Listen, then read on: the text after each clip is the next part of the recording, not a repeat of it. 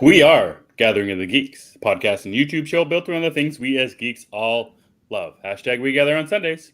Thank you for checking out the one with questions and answers. I'm one of your hosts, Emmet, and I'm joined by the Ted Lasso to my coach Beard, Chris Evans. Chris, how are you doing? I'm doing swell. How are you doing? I'm doing good. Gathering of the Geeks is available on YouTube and wherever you get your podcasts. Just search Gathering of the Geeks and you will find us. What's up to everybody in the chats on this fine Sunday evening? Eric grabs cookie. Phil, Eric. I think I said Eric already twice. You deserve it, Eric. How's it going on this fine Sunday evening? So if you saw our tweet from earlier today, we kind of have a little bit of a different show. Chris and I were talking, and mostly I mentioned it to him that I hadn't read much. I hadn't really consumed much stuff. I dropped off watching She-Hulk. I hadn't seen Andor yet. And the stuff that I really care about from the past week, which was Rings of Power, we do our show about. So I don't really want to talk about it twice. So we're doing something a little bit different. We're going to do some Q&A overall, and we're going to get to the poll that we had this week. But before we get to all that, Chris, what did you get up to this week? What caught your eye? I read a book. We read the same book, I think. I read a book, yes. Batman One Bad Day, the Two-Face issue. That was kind of all I needed this week. I love the Riddler one, but Two-Face is not a pun, but is my number 2 villain. So I'll accept it. Yeah, strange, but I'll accept it, or whatever the line is. So I was pretty excited for that one going into it. Plus, I think Mariko Tamaki is a fantastic writer. She just really gets the Batman world, and I love the way she handles her Bruce Wayne, because her Bruce is such a multifaceted human. It's not just brooding Bruce. There's more to him. So he feels real, I guess is the way to say it. And I also like her universe that she built, because, when we had Tynan on Batman and her on Detective, she was world building in her own way. One of them stuck. Guess which one? And then she brings some of that world building into the Two-Face book. And I really like that part of it. And the book itself is a cool story because it deals with Harvey Dent's family, which we don't really see a lot of in any other book. Especially his parents, or his father rather. Don't see a lot of them. Didn't even know they had an issue. So that was pretty neat. The art, some of it is just gorgeous. And I think they're really utilizing this 60-page format incredibly well. So I like One Bad Day quite a bit. Yeah, so a couple of things surprised me about the issue, and we had talked about this. After reading the Riddler one, I thought I knew what these books were going to be. I thought it was more or less going to be a retelling of an origin story of the character, like the Killing Joke. And then from reading this Two-Face one, where the Two-Face is already established, and like you were talking about with Tamaki's established world, like there was that one character from her detective run, the mayor. Nakano. Yeah. I'm like, oh, but he's in this. I'm like, oh, this isn't a new and fresh take then. This is more or less in the same universe of her detective run. So, yeah. What this issue did for me, I didn't like this one better than the Riddler one, but what it did for me is it showed me that not all of these issues, all of these stories are going to read like any of the other ones. That was in my head, I thought this was going to be a straight line for all of these villains, but it's not. They all have different stories. They all have different stories to tell. Getting my head around that, and going forward, I think, is it the Freeze one's next or the Penguin one? I'm not sure. I'm not sure either, but I'm in. Wrapping my head around what these stories are now will I think further my enjoyment of the series. So. And I'm glad you mentioned the family thing too, and that was the one thing that I did like about this book was Harvey Dent's father. But that really surprised me and took the book to different levels than what I was expecting. It did. It anchored that kind of emotional arc for Harvey Dent, which I think when you do Harvey Dent stories, if you're not doing the emotional side of him, you're doing it wrong. because Yep. he is a tragic character by nature. I mean, he was kind of at the top of his game. His life gets ruined, then he goes nuts. And he's constantly struggling with that, and it's up to a coin to decide what he can do and what he can't do. It's a miserable way to live. Plus, I mean, half of his face is a horrible infection, I'm sure. It's just got to be itchy. I mean, itchy. He's got some things going on there. Like, help him out, guys. But also, what stood out to me about this issue that surprised me, I'm guessing some of these books will be in continuity, whereas the Riddler was not. Two-Face firmly is in continuity. Right. I mean, it even mentions Deb Donovan. So it takes place during Tamaki's, well, maybe not during her specific run, but in the world that she's made. I was wondering, you think it's before or after? Like, obviously, they don't get into the main plot points of her detective run, but do you think it's after or before? Did you get that kind of sense? I get the impression it's after. Okay. But like she did, like in her mind, she's kept rolling, and this was a natural story progression, and it's wonderful with beautiful covers that are too expensive for me. Yes. So yeah, you mentioned that the in-continuity thing, and I think I saw on, I forget whose Twitter account it was, whether it Tom King's or Mitch Garrett's, but they're doing something else with the story that they did too. Oh, are they? Yeah, I forget. I saw that somewhere this week. So it's interesting how what is going to come of all these books. Like there could be, you know, a 6-issue series, mini, or a maxi series for one of the stories for whichever character or whichever villain Cool. when they do. And I think I agree with you that they don't have to be one-offs. It doesn't have just to be a money grab for these issues for, you know, whatever it is every month. They can build off and you know, tell more, whether it be an Elseworld story or an in-continuity story like the Tamaki one. Yeah, however they want to do it. I mean, they're 2 for 2 with me, and I think I do like the Two-Face one better, maybe, but also I might be biased. So, well, yeah, you're and I don't know if there. I have to remember if there's one from the series that was announced that I automatically thought that I would like more than the others based on the character. I don't think there is. I'd have to think. Two-Face was the one I figured I would eat. I would just eat up. Yeah. The other ones are kind of like a bonus to me. The Riddler was a big deal for me. I'm very excited for the Clayface one. Because Clayface is not a character like I love, but I think the potential for him is fantastic. So I'm excited to see it. Oh yeah, that's the thing. Whether it be the most most prominent and well-known villains like Two-Face, or you know, a Clayface one where you don't see very many stories. Like we just saw him. The last time I remember seeing Clayface was just in that, was a Batman 127 or whichever one that Zdarsky just did, where Clayface was in it for, you know, half a second at the party or whatever. And then before that, I don't even, you know, when have you seen a real Clayface story that I can remember? I know Scott Snyder and Greg, Scott Snyder and Greg Capullo did a quick 2-issue Clayface run in between Endgame and you know, Bunny, when Gordon was the bunny robot. What was that book called? The Bat Bunny. That's why I call it the Bat Bunny arc. But yeah, here's the issue with Clayface though. He pretends to be Bruce Wayne. I don't know if I remember reading that.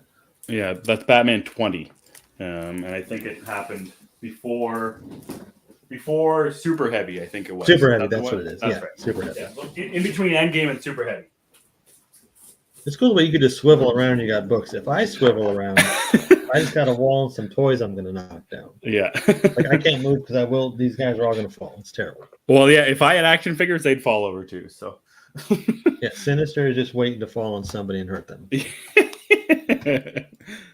I love Emmett's library. I do too. It's awesome. Thanks, Juan. But anyway, so One Bad Day is cool. Looking forward to the next one. Yeah, and we talked about this earlier a couple days ago. It was announced, I think Bleeding Cool did a thing where they're releasing the first 3 that come out this year. Or maybe it was, I only think it was the first 3. The Riddler, the Two-Face one, and whichever one's next, whether the Penguin or the Two-Face one. Anyways, they're releasing them in hardcover, just those single ones. So it's interesting how they're, I don't want to say double dipping or whatever, re-releasing. Oh yeah, it's basically double dipping. I don't know if there's going to be anything extra in these hardcovers. I didn't read that much of the article. I wonder if they just put some, you know, sketches in it or anything like that. But I guess we'll see. Just We'll an- see. I'm not expecting too much from him though. yeah, yeah. Well, and exactly it. I assume maybe it'll just be a different cover. I know the One Bad Day got a second printing. I didn't see if they did a different cover for that or not. But anyways, there was a lot of hype about these issues anyways for DC fans, and like for you, you're saying it's 2 for 2. I enjoyed the Two-Face one, but I didn't like it as much as the Riddler one. But it's interesting that they are 2 for 2, and the format's great. The oversized issues are really good. The price isn't that bad. I think it's $10 for me for a $60 or a 60-page issue. I'm okay with that. I still haven't got my physical copy yet. I think I'm going to ship my whole box at my comic shop this week after Wednesday's new release. So hopefully I'll get it then. I'll be able to have it in physical form. But yeah, interesting, and I'm excited for the next ones, whichever they are. And I think they've earned enough good graces for you, whether if they have a villain that you're not overly excited about, or a creative team that you're not overly hyped about. I think they've earned enough good graces over these 2 issues to make us want to read more. Yeah, I would say so. That's pretty much it for, like you said, that's really the only book we read this week. Yeah. I would say if you're looking for an indie book, and I reviewed it for the GWW, Geeks Worldwide, Vanish #1 from Donny Cates and Ryan Stegman. It's one of Image's biggest releases in all of this year. One of the most well-known creative teams in Cates and Stegman. They worked on Venom, Absolute Carnage, and other stuff. So if anyone's looking to read some indie, or not indie, but Image stuff, Vanish #1's a good one to read for that. Also, Image Comics retweeted Emmett's review, so you guys should read it too. It's pretty awesome. Thank you. Well, I think Eric was the one who mentioned that about the Batgirls. Were you surprised about that? Like the inclusion of like all of the Batgirls? Cassandra was in there, Stephanie was in there. Pretty crazy. Kind of, but I didn't know that they were going to have like a connection to Two-Face, and I like that they kind of tied it in. So that was cool. It was cool to see him. Did you watch anything this week? Well, that's what I was going to ask you. So, I don't think so.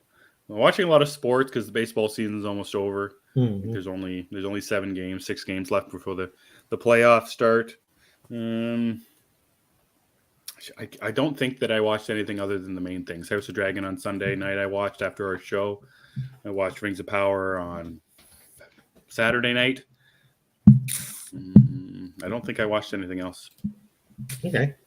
Yeah, I guess. Yeah, standards. I don't think so. I just watched the standards. Yeah. She-Hulk, Rings of Power, House of Dragon. But I did. I got into Miracle Workers, which Grabs talked about a few weeks back.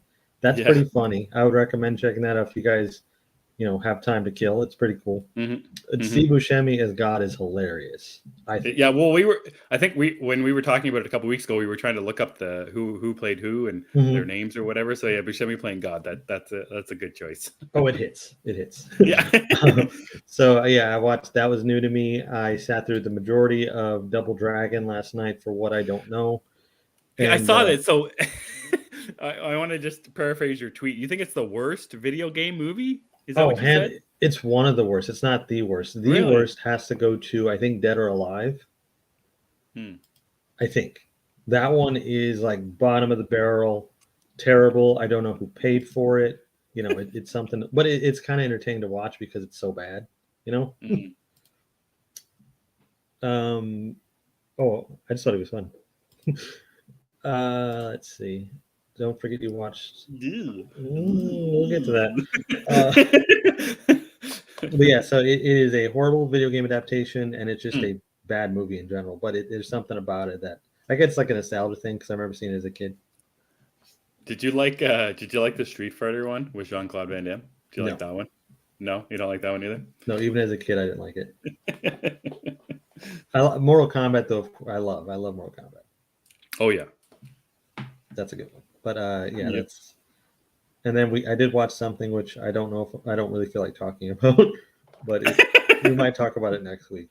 I guess let more people see it, then we'll talk about it. That makes sense. Yes. I might even sit through it again just to make sure I did witness the thing I witnessed. Maybe it was a dream, Chris. Maybe it was just a horrible, horrible nightmare. I don't know whose nightmare that was. Rob Zombie's horrible nightmare. He must be stopped. Yeah. At all costs. Please. Why would you do that to yourself? You know, it's kind of like you wait so long for something, and you watch or you read or you experience first, like, you know what, that was really bad or that was really good, and like then you think about it, man, I waited so long and it was like that. Maybe I need to give it another shot. Right. Although I don't think another shot would fix this. It is what it is. Yeah, it was funny when we were talking to Cookie last week on the show. She said, "I'm not watching this show. She is not putting herself through it." And you were on the opposite side, saying, "You're gonna do it. You need to experience it." I don't know anymore. The only, like, this is just a quick blurb. The only thing I can say positive about it is the makeup for Count Orlok is fantastic. That's really it. But anyway, so that was my week. The horror. Oh yeah, there we go. The horror.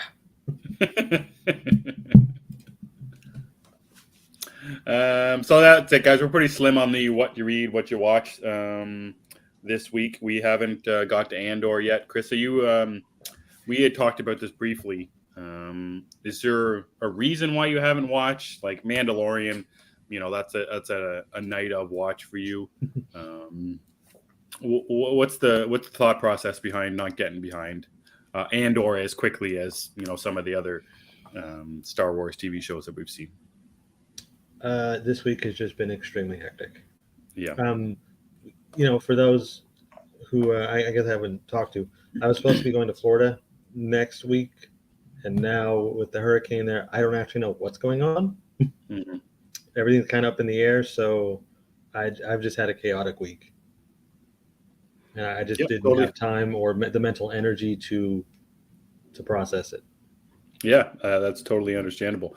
For me, why I'm not watching Andor yet, there's something about the idea of the show that isn't grabbing me, whether it's the story or also the format of which they're putting out. Obviously, being 2 12-part episodes, 12 now, and I think 12 later on.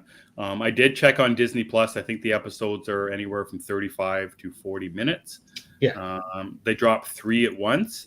And you know, it's different. Like the factor of Star Wars, whether it be with Mandalorian, the selling factor of Mandalorian now is the nostalgia factor to it. That we've seen Ahsoka and we've seen Luke in it. We have obviously Grogu's in it, and all the Mandalorian stuff. That there's something about the lore of Andor that doesn't excite me as much. I understand. Obviously, it's a show. It's a prequel. We know what happens to this character. I don't know if that is in my head somehow, but there's something about it that's just not overly exciting me, saying that I need to get to this right away. Much like on The Mandalorian, where we're like, oh man, I want to see what happens right now with these characters. So that's fair. I agree with you that there's you know, when we talked about this, there's so much out this week and going forward into the next 2 weeks, but it's just hard to get into it right now. And putting my brain energy into something else rather than Andor is at the top of my list right now. Yeah, that's a good way to put it too. Like, I'll get to it though. I might even get to it tonight because I'm not as interested in House of the Dragon tonight. Right. All right, guys. So that's what we watched, what we read. Very short this week. Chris, do you want to talk about the poll first? Do you want to leave that to the end, or you want to do the questions? You know, since we have a bunch of questions, let's do the poll first. Sure. So that way we could just go through all the questions.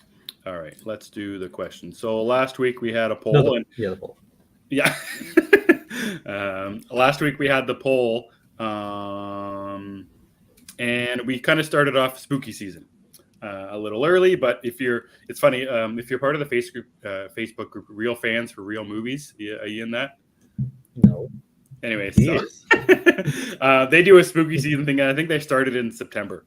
They started early, you know, because people love this time of year, whether it's, you know, the weather or the movies, the TV shows, all that kind of stuff. So as we say in our poll, spooky season is basically here. We want to know, how do you like your horror? Feel free to elaborate with a reply. We enjoy reading and responding. So we had slasher flicks and stories, monster flicks and stories, and supernatural stuff, and then other. And it was interesting that other won, or didn't win, but was second place in our poll. Supernatural won the poll with 42%. So I'm going to read some comments here, of course. So Cookie says, slashers are always a great time, but when I want to be on the edge of my seat, I'm always going supernatural. Add in family dynamics with for your heart with your horror, and I'm sold. Grab said he voted other. I like my horror watched and read by others. He's not really a fan of the genre. I believe Grab spelled it Hara, by the way. He said Hara. That's right, for sure. Anthony Caruso says, I like them all, but I love my slashers. But many of them also qualify as supernatural monsters too. So maybe he should have chosen other. Phil Walsh says this will shock no one, but it's slashers all the way, he says. Eric is torn between supernatural and monsters. Went with supernatural, but Dracula is his favorite monster. Kaiser Soze says the first Paranormal Activity is still the only movie to keep me awake all night. Ian went with supernatural. Joe J Thorn 11 on Twitter says he prefers horror comedy. So lots of takes. Chris, what's your preferred horror movie? Oh, I can't pick. That's why I have the poll. It's a tough one. Yeah, I like one in each category, so I can't pick. Because you got slashers, which I adore slashers. Like the Halloween films are probably my favorite slasher series. That or Scream. I love Scream. Yeah. And then like the supernatural stuff, I like Paranormal Activity or Amityville Horror, The Conjuring, Insidious, stuff like that. Love it. And then like the monsters, I don't think I got to get to that one, but I love the monsters and stuff, werewolves and other things with fangs and all that. So I really couldn't pick if I tried. I like it all. The only kind of horror I really don't care for is Saw type stuff. And the body horror. Yeah, not into that. Not into like Hellraiser type things where it's all gore. And I don't care about jump scare type things. I like the horror that kind of stays with you after you watch it and you're trying to see like, hey, wait a minute. What if there's a ghost in my kitchen or something? Ghost in my kitchen. Hey, you don't know what they're doing. Hey, man, I don't like anything that happens in the dark. So yeah, there you go. I go with slashers too. I think they can be the most fun, much like a Scream, where there's humor in it. There's pop culture stuff, but then on the other side of it with the Halloween movie. So I like slashers the most. I also like a good creature feature. One of the most recent ones that I like is Crawl. Is that the alligator movie? Yeah, the alligator. I love that. That was fun. Yeah, so good. That's one of my favorites from the last couple of years. And I was going to mention this to you about the Hellraiser thing. You said you didn't like it. Have you checked out the trailer for the new Hellraiser? Yeah, I don't usually like Hellraiser stuff, but I am very excited for this one for some reason. Maybe because it's a newer deal. It's a new Pinhead. I like the way they look. It looks kind of cool. So, I'll be watching the new Hellraiser. But the old ones, it's actually funny. I remember, I don't, but my parents tell me the story when I was small, a kid. I wanted to go see Hellraiser. Like, babe, then please take me to see Hellraiser. So we went, and then I was bored and like the first 10 minutes, like, hey, can we just go home now? Can we get out of here? Yeah, I had enough of this. Another one of my favorites is zombie movies. I was surprised that nobody has said that in the comments. Oh yeah, nobody mentioned zombie movie. Or I think someone mentioned Zombie Land, didn't they? I'd have to double check. I think Joe, because we were talking about horror comedies. Because Dracula Dead and Loving It, Shaun of the Dead, Ghostbusters, of course, Young Frankenstein, stuff like that. Yeah, he mentioned Tucker and Dale versus Evil. I haven't seen that. Matthew Malecki says Gremlins, Ghostbusters, Beetlejuice, The Addams Family. But yeah, I'm a big fan of zombie ones, Repossessed. New Age ones, or even the old stuff. Dawn of the Dead, Day of the Dead. Just the dead, any kind of dead. And it's more the gory aspect of it too. But in even in the older ones, like I think that's probably the first horror movie I saw was Return of the Night of the Living Dead. Mhm. The one where the couple of guys working in a warehouse, they break open an old military thing, and gas goes up, Yeah. and it's horribly bad. There's stupid nudity. There's punks dancing in a graveyard. The zombies talk a little bit, and it's weird, but something about the nostalgic factor of that being my first horror movie I watched when I was a kid, and continuing on now with many of the zombie movies. And yeah, so zombies are always one that I'll gravitate towards. I like that. Yeah, horror movies are good, and it's going to be good to get into some more. I usually don't watch them. Actually, I'm more interested in a lot of horror TV shows that are coming out now.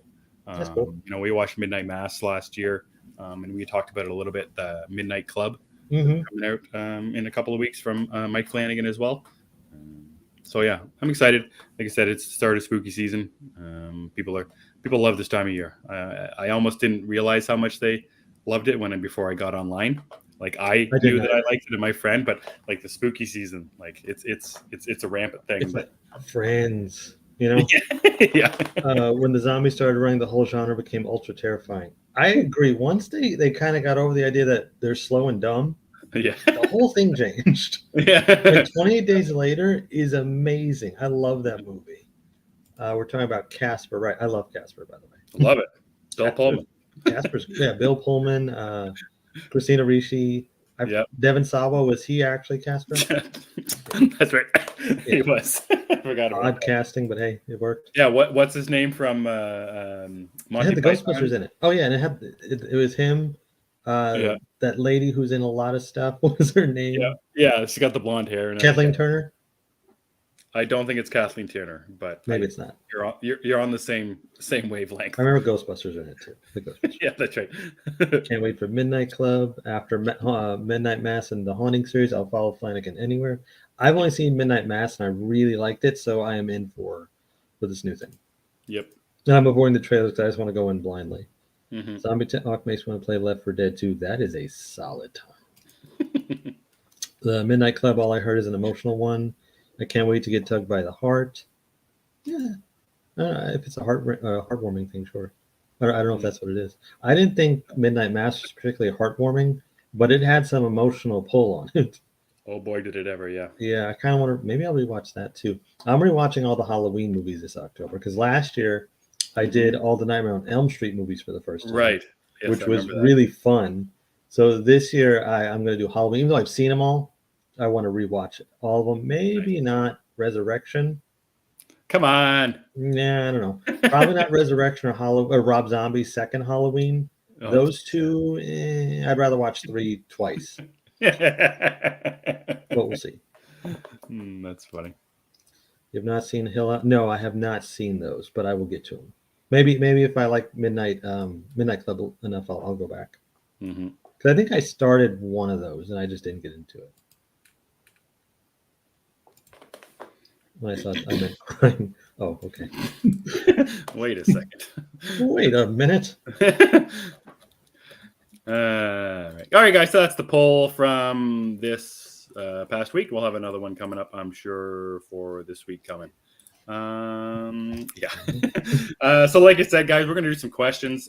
We did this very late, but I also want to thank everybody who did send in questions because we did get a lot, specifically from Juan, Anthony, all that good stuff. So thanks so much, guys, for doing the questions. Chris, do you want them up on the screen or you just want me to just read them out for you? Up to you. I'll just do it. I'll leave it up to you. All right, I'll do it up on the thing. So Ian's got a whole bunch for us here right at the gate as well. He's got 5 questions. We're just going to do all of them. We still got lots of time. And so, Chris, you're the action figure guy from the two of us. So when it comes to action figures, how much is too much? How much wouldn't you spend on an action figure that you actually wanted? I'm going to rephrase most of these questions. But say there's a Moon Knight figure or action figure. Is there a price that's too much for you to buy one of those? Yeah, that's a funny one because I'm tempted to buy the $300 Moon Knight Hot Toys figure. So, but I think like $253 is my limit. But if I'm paying that much, it has to be something I absolutely need in my life. Because generally I like to stay 100 or under. 100 under. That makes sense. But I'll split something specific. Like Moon Knight. There's not a lot of merch for anyway. Right. So it's kind of a different ballgame. That was my general thought too. Again, I don't buy action figures, but anything over $100 seems quite excessive for me. Ian's second question: if you had to give up one, what would it be? Sports or comics? Sports. Yeah, that's a tough one. I grew up on sports, and I learned to love comics, and I've also learned to, or I haven't learned, but I don't know, bettered my social group because of comics. I'm doing this show, and I know all these people in the comments because of comics. But I know my in my family, my friends localized are more sports. So I'm putting in more of a social aspect to these things. For viewing, I could. That's a tough one. I could do without sports because they're stressful. Reading a comic book, it's not stressful. But watching my sports team, my favorite sports team, get kicked in the nuts every night hurts me. So that's definitely a tough one. But I think I'd get rid of sports for viewing, but I would keep sports. Again, comics and sports that's really a tough one. That's a tough one, Ian.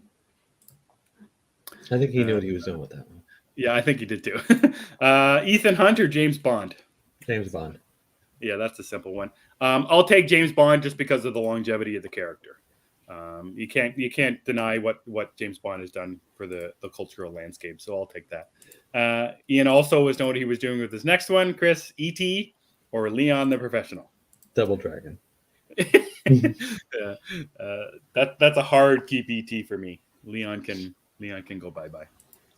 And Ian's last question: what's your Rotten Tomato score prediction for Black Adam? Black Adam comes out in just about a month now. What's your Rotten Tomato score? I guess you could do critic score. You could do viewer audience score. I'm not sure. Maybe the critic score is 72%. Yeah.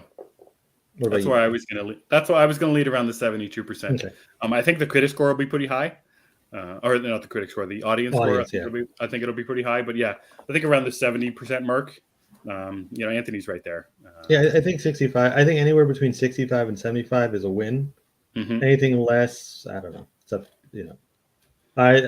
what is it? Beauty's in the eye of the beholder, I suppose. Yes, sir. Even if it's The Rock and tight spandex.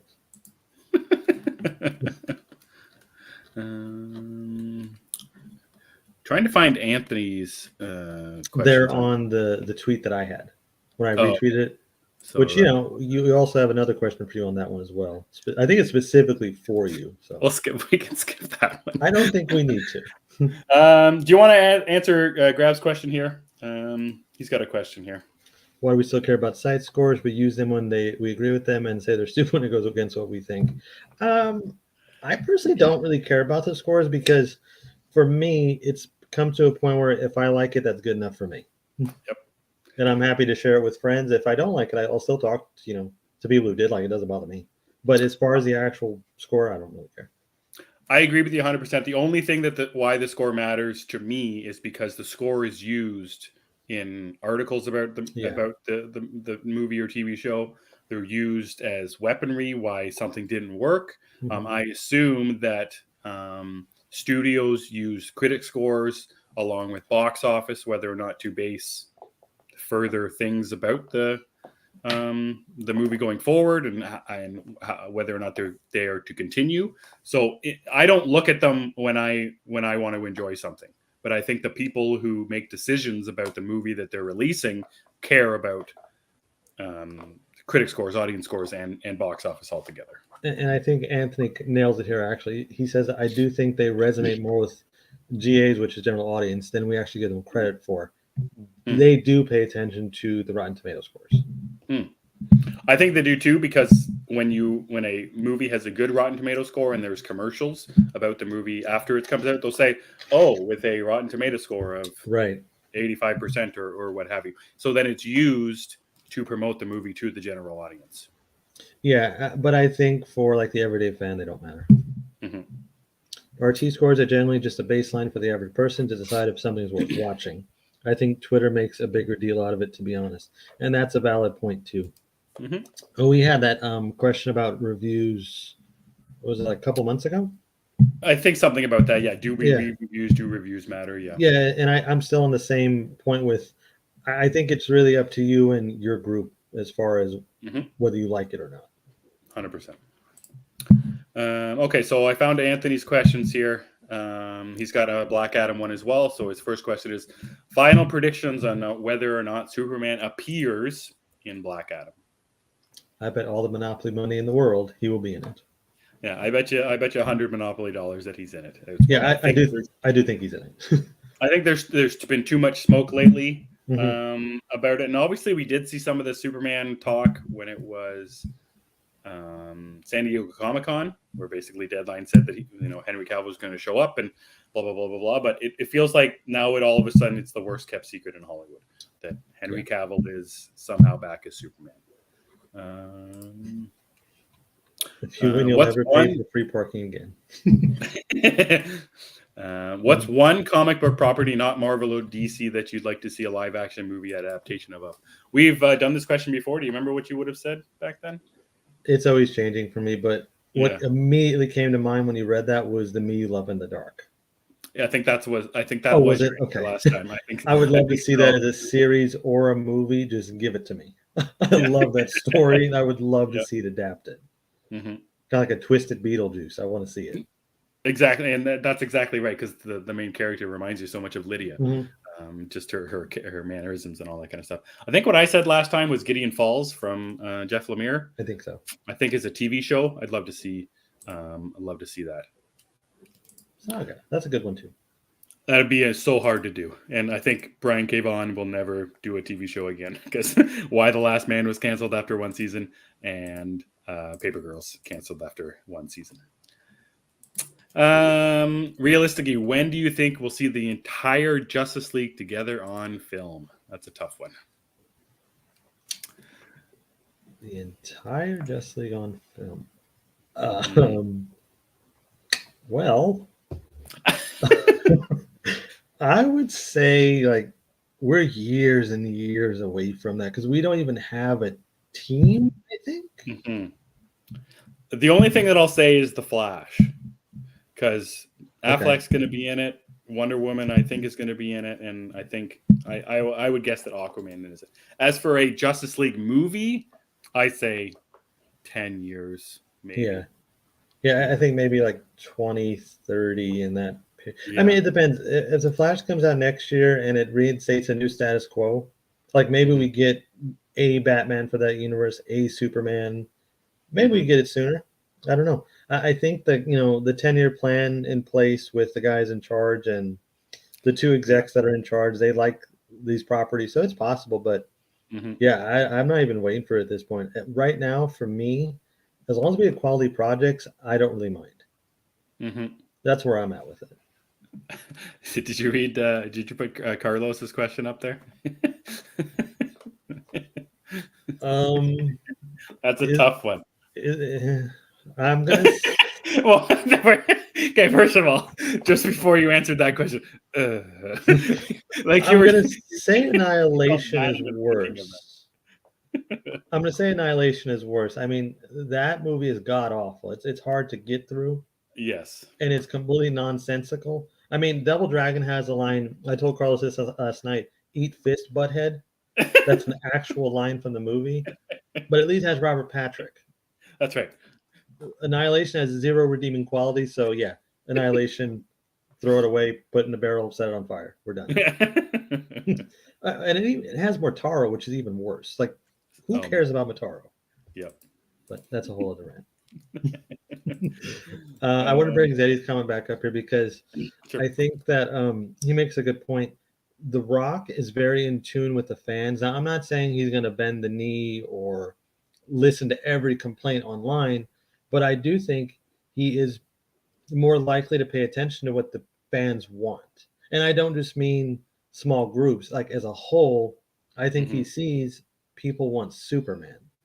Yeah. They want to see a Superman. So that's why another reason I think that it's probably guaranteed to see a Superman, whether he's a headless cameo or Cavill, or maybe it's Matt Bomer. Who knows? I think you'll get a Superman. Well, it's so interesting. Like as soon as The Rock, well, not as soon as The Rock came along, because he's been trying to do this movie for feels like 20 years or whatever. But like, you know, the more that he's been involved with this and the whole hierarchy of power and all that stuff, and the business partners being him and Cavill both have the same agent and all that kind of stuff. And there was the Boss Logic picture that showed, I think it was Black Adam on the ground and Henry Superman up top, and there was the other picture of the two at a picnic table having a drink together.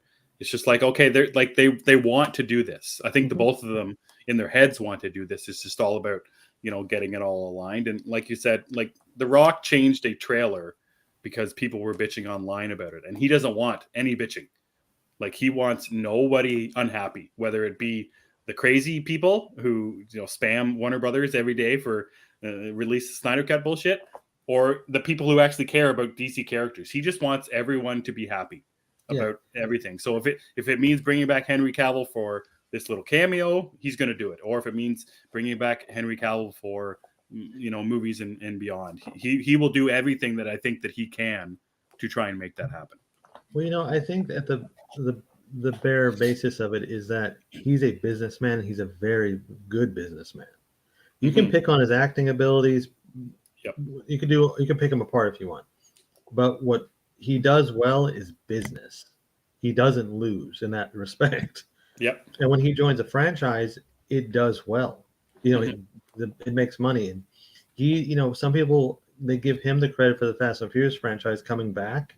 Right. And you can't really deny it either, because he's really popular in those movies. Even his own Hobbs and Shaw was popular, and it wasn't that well received, but it made money. Rampage should not have worked, but it does. So good. I love that movie. Jumanji is a great example too. Everybody was dead set against that movie because there's no Robin Williams. Right. Well, when I'm watching that movie, I'm not thinking about Robin Williams. I'm like, hey, The Rock is in this. This is cool.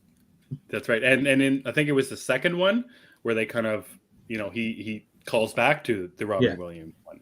Like I don't know if that was a thing that he did, but it makes sense if that was a thing that he did, because he does care about, you know, stuff that came before and trying to make people happy. So yeah, business. Anthony's going along with some more DC stuff. And there was a lot of talk about this Feige of DC. Who would you want to see as the head of Feige, or who do you want to see as the Feige over at DC? He thought about James Wan as being that. Me. I would. So I think you need a business guy and a creative. So I would put Jim Lee and Kevin Smith. Yeah. Ooh, Kevin Smith. Ooh. I would set them as a team. You got the creative and kind of Jim Lee is both. Yes. So you can have him and pair him with Kevin Smith, who's more the ideas guy and stuff, and I think it'll be fine. I don't know if it really matters. I think it matters if you put the right people in the right places to make said movies, and that's what DC's basically been doing for the longest of times, since JL 2017. You know, give Gunn's movies, gave James Wan movies. Overall, you know, give Matt Reeves a thing. If you want the overall connectivity of stories, then yes, I think the Jim Lee aspect of it matters. Nobody knows DC more than Jim Lee, I think. So I think as an advisor role, I think Jim Lee would be the perfect one. As for the business making aspects of it, I think that's more or less left up to Suits, who I think they kind of have in the role right now. Kind of. Anthony wants to know when he's going to come on the show. Well, Anthony, anytime you want. How about that? That's an open invite. That's pretty nice of you. That's right. Yeah. Anthony wants to know about a backup dancer story. There is no backup dancer story. So, Mr. Caruso. There is a backup dancer story. All right. Well, explain yourself then. You started this. I didn't start it. You did when you signed the contract for Bryan Adams. Yeah. Oh, I think we found Anthony's purpose to come on. There you go. That we might have to do that. Oh, and I love this comment from Zeddy, because I'm with him on this. Andy Muschietti, I'm mispronouncing his name, but Andy is great with ensemble casts. Like, we know that from the 2 It movies. Yes. And everything we've heard about The Flash is very positive. Yes. So if it comes to fruition and it is as good as we've heard, this is an excellent choice, I think. Well, and it's interesting how the Flash is basically like Captain America: Civil War. Civil War is basically an Avengers movie. Yeah. And I think the Flash is going to basically be much like that from what we've heard. There's multiple Batman in it. So I think he's like there. If he can pull the Flash off, like you said, he already did the ensemble nature with it. He's doing the ensemble nature with the Flash. I think that just makes sense. Yeah, I think I think he and his sister, as the producing partners, can get that long form storytelling as well. That connectivity that we do want. So we'll see what happens. But I like that idea. Yeah. All right, Juan's got a whole bunch here. Oh boy, Juan, we haven't heard from you in a little while. It's good seeing you in the comments as well. So he's got a whole bunch. I don't want to miss any either because he did so many. Oh, they're all the images. So yes, they're all the images. Okay, so I'll try and get to these. So, any fun plans for the fall with the family, Chris? We are supposed to be going to Disney World, but I don't know now. Nothing fall related overly for my family as well. Just hopefully, if it stops raining, we can get outside a little bit. Sorry. Favorite disco song, Chris? You had a favorite disco song? Oh, I got a lot of them actually. I enjoy that. Wow, really? You know what? I think I'm gonna go with a simple one. I Was Made for Loving You by Kiss. Ooh. It's considered disco. Is it? It is, and I love that song. Interesting. So we'll go with that one. I have no skin in this game. I don't know a single name of a disco song. What? Something by the Bee Gees. I don't know. Staying Alive? Maybe? No. What's the other one? The one that Justin Timberlake and Jimmy Fallon make fun of on Saturday Night Live. He does the Barry Gibb talk show. You seen that? No. Oh, crud! Somebody help me out here in the comments. I can't think of the name. Chris, if he's singing for me. What? When you start doing the dancing to Bryan Adams, we'll start singing. The skit is called the Barry Gibb Talk Show, and the Barry Gibb Talk Show theme song is an actual Bee Gees song. Is it? But I don't know the name of it. So, Jimmy Fallon and Barry Gibb makeup looks like the guy from What We Do in the Shadows, Laszlo. Like I think it's not good. Eh? It's pretty good. The video is loading. Let's see. We're doing this live. I don't know what this is. So that song. Okay, I don't know what that is, but I like it. Oh, Carlos has got it. Night Fever? Oh, okay. Is that the name of the real song, Carlos? Because if it is, I like that song. I don't know. It's not really a disco song, but the Bee Gees, I think we need to go on a disco-themed journey very soon. Oh, boy. That's a scary thought. I think we need to do Gathering of the Geeks Disco Edition. Disco night. Yes. I think Carlos would know. Carlos knows about disco. So. Well, he does that awesome Aviara depression at the disco. I'm going to let my sideburns grow out. We'll do it. Do it. Juan's got another one here that kind of relates to his fall question. Any favorite outdoor activity? I don't like the outdoors.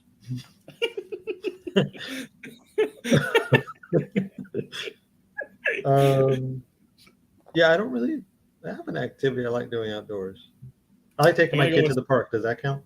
That absolutely counts. Okay. That's outdoor, and you walk there, or they swing on the swings, and you sit on a bench. That works, man. Yeah, I like taking her to the park. I go with swimming. We're a big swimming family, so. I can't swim. What would your wrestling name be? I wish there was criteria here. Like, if you're born in December, you get this name. And then the Wolverine. Yeah. It'll be the Wolverine. Maybe if we have to get specific, Texas Wolverine, I guess. The Texas, yeah. I'd be the Bald Brute. How about that? Can we? Oh, okay. Can we like Canadian Brute, though? Because that'd be cool, too. That would make sense. There you go. That makes sense. Oh, yeah. Captain Evans. That's a good one. Captain Evans. That is a good one. That's a good Favorite rom-com from the 2000s.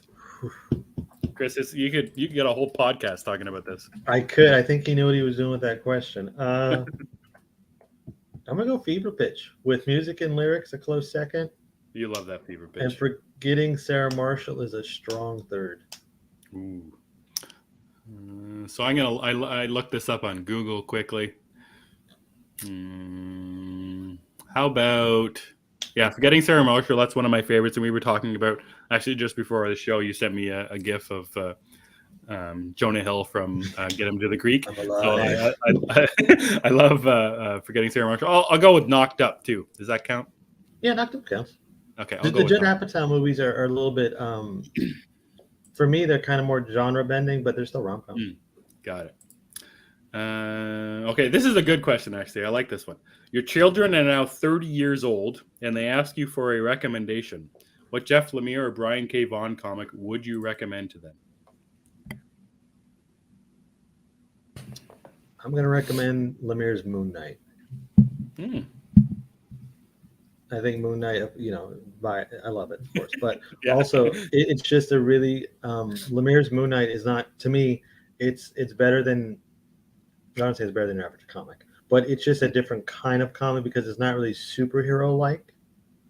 It's more about mental health and just weird shit, which I think everybody's in for. So, Moon Knight. I'll go with two answers. Lemire, because they're 30 years old, they are either have a family or thinking about starting a family. So I'd go with Royal City. And for Brian K. Vaughan, if they're 30 years old, they're getting, again, ready to start their family and move into old age. So I'd go with Paper Girls so they don't forget their childhood and what they were like as kids. So I'd go with those two. I wanted to say Saga, but then I thought about it. I don't. Let's not. Is there a right age to start Saga? I'm not sure. 45. This kind of relates to Anthony's question a little bit. What comic would you want to be adapted, and who will be the showrunner for that adaptation? In a perfect world, it would be The Me You Love in the Dark, directed by Tim Burton. That's right. Just keep that line going, Chris. I love Tim Burton. So if I go with Gideon Falls, who would be the showrunner? Maybe Ryan Murphy, the guy who did American Horror Story. You say Ryan Murphy, but I hear Ryan Seacrest, and it's just a weird thing. Now that would be the showrunner. And narrator. Yeah. What movies in the fall is on your list to check out, stream, or cinema? So I think he means this fall? Yeah. This fall. Coming out? Okay. What do you got? Black Adam, Halloween Ends, of course. Yeah. There's some Oscar bait movies like Babylon. Very excited for Babylon. Amsterdam. War for Wakanda. Those are mine. Oh, that was my answer. Wakanda Forever. I thought it was War for Wakanda. What is War for Wakanda? I don't know. Is that the Avengers DLC? Yes, it is. There we go. Okay, that's it. Oh, okay. So Cookie's got a great alternative. Actually, never mind Burton. Let's go with Del Toro. Del Toro for me. The Me You Love in the Dark. That's a better answer. Nice. Burton is kind of stale these days. So Juan's got a couple of different ones here. Can you swim in your favorite grocery store? Yes, I can swim. My favorite grocery store would be Independent. That's what we have here. Independent grocer. That kind of sounds neat. Like I am an independent individual shopping at this store. That's the whole sales pitch. Yep. I am an adult and I have adult money. Yeah. I cannot swim. And favorite grocery store is probably Walmart because they have everything. Nothing wrong with that. A favorite streaming service. What's your favorite streaming service? HBO Max. I'm going to go with Amazon Prime. It's got a lot of good movies on it, whether they're new or old. It's got a lot of crap on it too. Like it's got every B movie you've ever thought of on there. They've got the movie where it's the guy in the RoboCop suit fighting vampires. Have you ever watched it? Well, probably not, but have you ever heard of it? I mean, no. Okay, so it's about this cop who gets jumped by vampires in broad daylight. And if I remember correctly, they throw up on him. Amazing. Yes, and he wears like a rubber RoboCop suit, and he fights with him. Amazing. Yeah, I forgot what it was called, but it's something worth watching if you have nothing else to watch in the world. Sure. Just something about the originals that Amazon Prime has that I just really like. I like, and they just updated recently their interface, their screens. Yeah, the UI. Whatever. Yeah, I think that looks really, really good. It was way overdue as well. So much better, much easier to navigate now. Yep. Favorite film we saw in September? I'm gonna go with X. Trying to remember if I saw Top Gun Maverick in September. No, I think we both watched that last month. Was it? I can't remember. Because we watched it as soon as it went to digital. Right. So then I don't know what movie I would have seen within the last month that was new. I want to see Barbarian. I'll talk about that online. I saw that and Pearl like the top of my theater list whenever I get a chance. Juan wants to know, how did the two of you meet? I was building a set of rings, and Emmet came to us with his brethren, and I gave him one of the rings. My brethren. His brother. He took one of the rings, and he was supposed to hide it, but he did not. I'm the evil one in this scenario, I assume. No, I swallowed the ring, and I'm more powerful now. More powerful now. Yeah. I like that. We met, it wasn't last year, but a couple of years ago, we were both part of the Let's Go podcast family, I suppose you call it. Yes. And Emmet and I were both doing reviews, and we just kind of became friends. Yep. Pretty simple. That's pretty much it. Nothing. I like my version better, though. Yeah, let's stick with the. Let's stick with that. I forged rings, gave you one, I swallowed one, and here we are.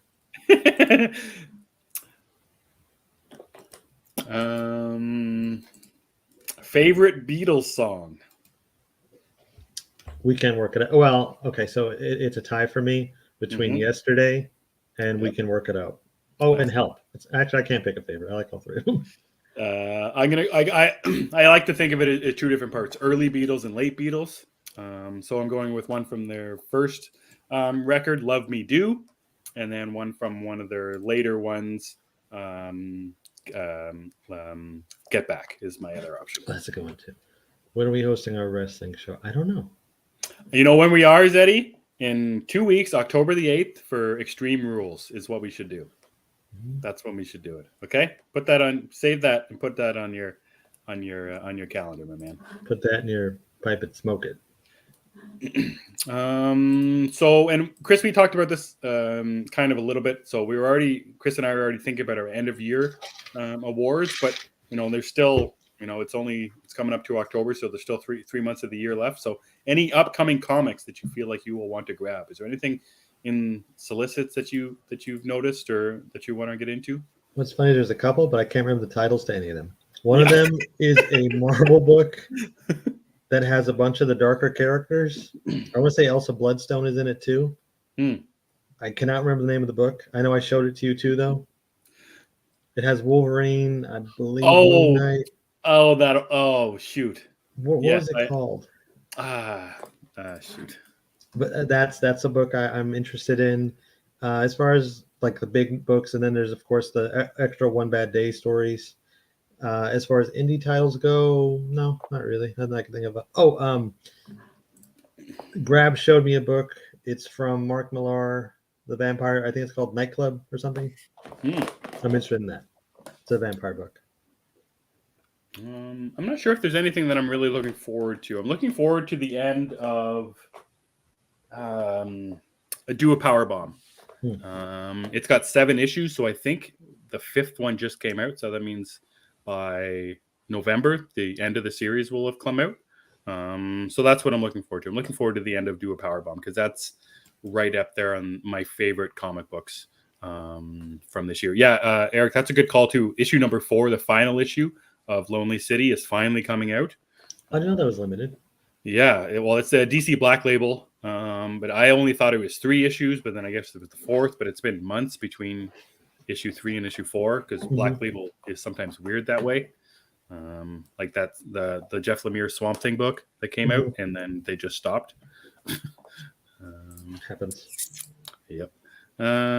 Favorite Jonathan Hickman comic?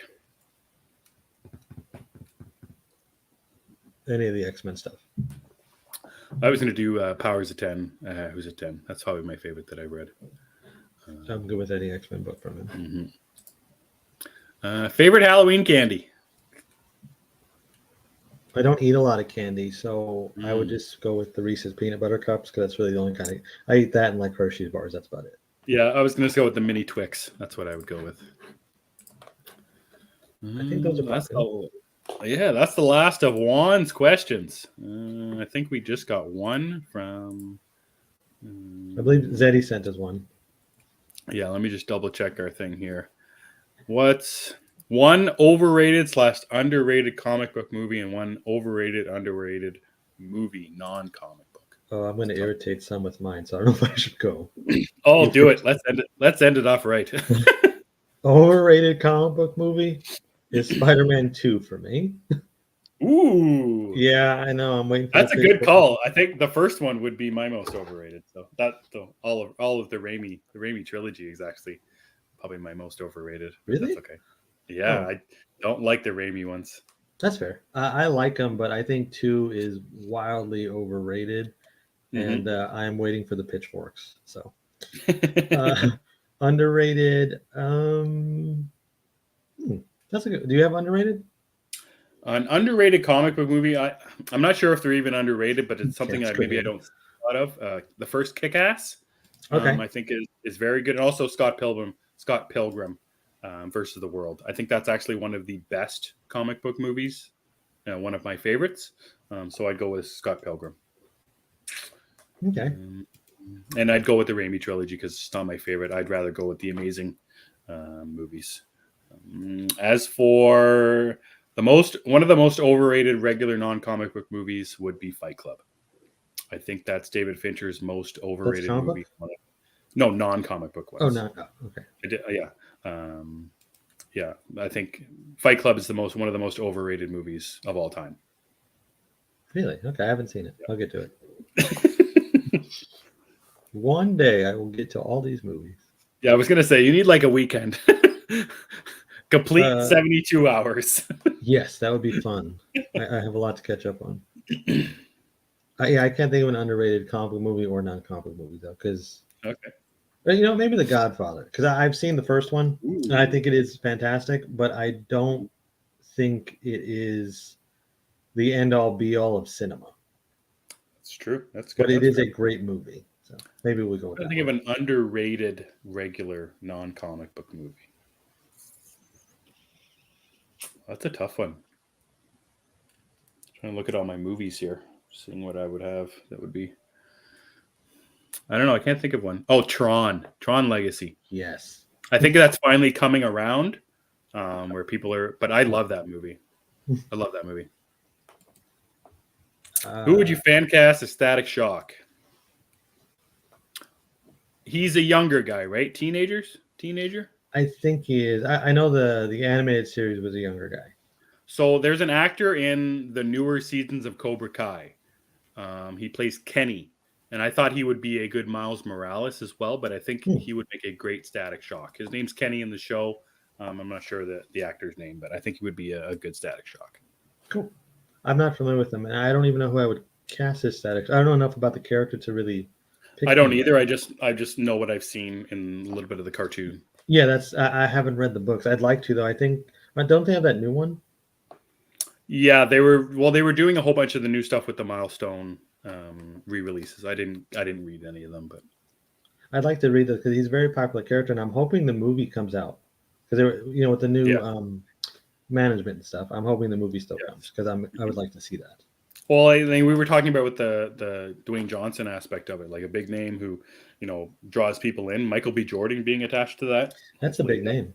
Hopefully that gets it in there. I wonder if he's too old to play Static Shock himself, though. I think he is. I think he's too old. Yeah, he needs to be Calvin Ellis. I like Cookies and Sucker Punch is underrated. I agree with that. I really like Sucker Punch. Love that movie. You ever seen the director's cut?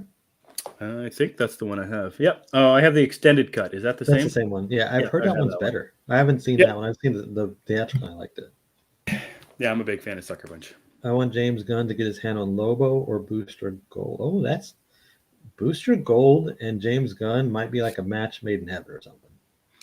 Well, I'll leave it up to Grabs. He's the big He does not Gold like fan. it. You mean the humor, as in the raunchiness of the humor, Grabs? Is that what you mean? Like the, James Gunn, I'm picturing Peacemaker, like that kind of humor. Well, I mean, wonder if that's not everything he does is raunchy. He did write Scooby Doo. He loves talking about that on Twitter too. I love it. He does. I mean, Scooby Doo, I think, is like his original claim to fame. Mm-hmm. Like, who would have thought the Scooby Doo guy is $1 billion, asset now? That's right. I like the Scooby Doo movies. That's fun. I think that's it for questions, Chris. That was there was a lot of juicies in there. There is one you missed that you're refusing to answer, though. I'm not sure. I don't think so. I think there was one, and it was from our good friend Mr. C, and I think you owe him an answer. Do you want me to read it?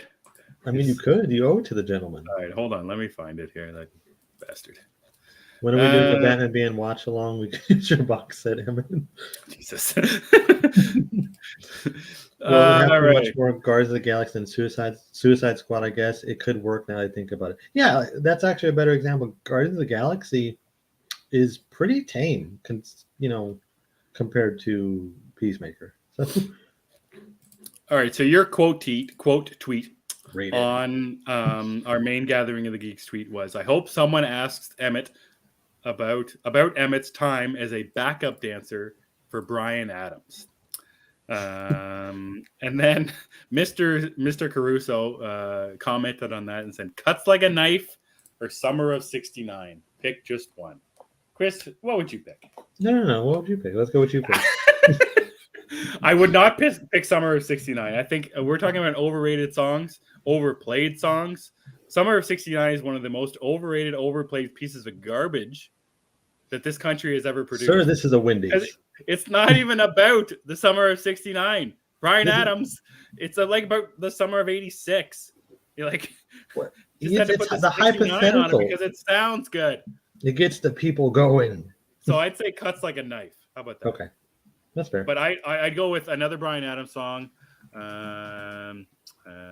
Kids Want to Rock. Is that You're pretending to Google it, but we know that you know it.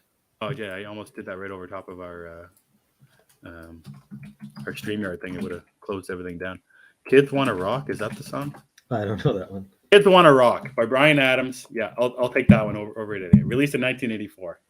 Zeddy, see, you're a slave to the man, Zeddy. You're a slave, okay? I'm with Zeddy, though. Yeah, of course you are. Summer of 69 is pretty catchy. So there was, it's funny, I got a long time ago when we talked about the Let's Go podcast, I used to do a YouTube show on there called Now You Know. And my first guest was Mr. Caruso. And I wanted to get to know him about, what kind of movies and sports and stuff he's like. And I didn't get to ask him about his music that he liked. But at the end of the interview, he just brings up this little CD case that it was just a Bryan Adams CD. He's like, oh, you don't want to talk about this? I'm like, no, Mr. Caruso, no, thank you. I'm glad we got that one out of the way, though. I feel better. I'm glad we left that till the end. That's right. I think that was maybe one of the most important questions. Thank you to everybody who sent in their questions and helped us get through this Sunday show where we had no idea what to talk about. Chris, let's get on out of here. Okay. I got some plugs. You guys can follow me on Twitter at thatchris70.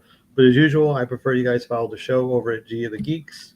Emmet knows all the YouTube stuff and whatnot. Actually, let's play the thing that we got coming up here in a little while with Cookie, just in case anybody hasn't seen it, who's in the comments right now. The thing, okay.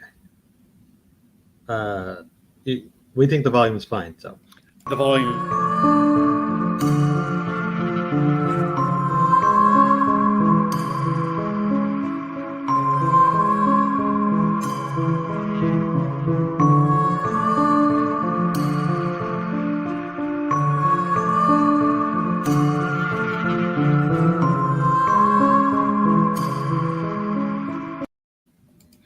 That's right, guys. Interview with the Geeks with Cookie and us will be coming out as we detail and break down episode by episode Interview with the Vampire, the TV show.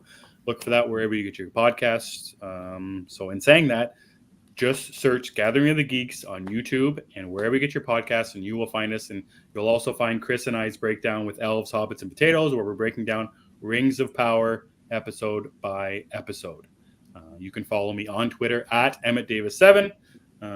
I want to say thanks to Zeddy, Eric, Juan, Grabs, Phil Walsh, Cookie, Lauren jumped in for a bit, Bob Days, thanks for watching. Carlos was with us. Carlos for a quick bit, Anthony Caruso. Thanks for watching, guys. As always, great hanging out with you on the nice, fine Sunday evening. And saying all that, for Chris and I'm Emmett, and we gather on Sundays. I'm supposed to press the button now. Where is it? There it is.